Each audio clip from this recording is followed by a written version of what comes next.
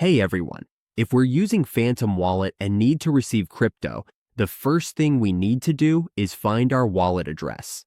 Whether we're transferring funds from an exchange, receiving payments, or moving assets from another wallet, knowing where to find our Phantom Wallet address is essential.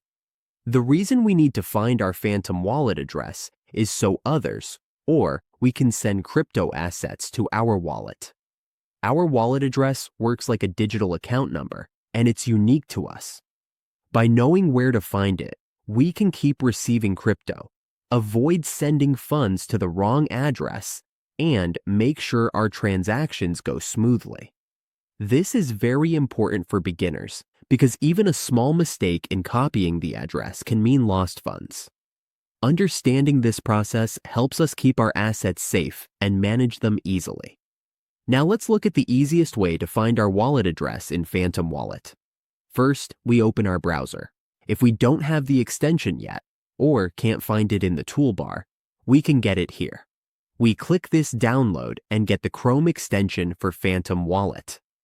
After that, we open it here in the extensions bar, and then we click this one to log into our account. We enter our password and then click unlock. Once we've entered the password, we can get our address. There are different addresses in Phantom Wallet depending on which token we want to use. For example, we just click to receive. Here, we can see different tokens: Solana, Ethereum, Bitcoin, and others. If we want to receive Solana, we need to give our address to the person who will send us Solana. To give our address, we just click this Solana, and this is our receive address. This is our Solana QR code address, and this is our Solana link. We can screenshot this or send our QR code to the person who will send us Solana, or give them this Solana link.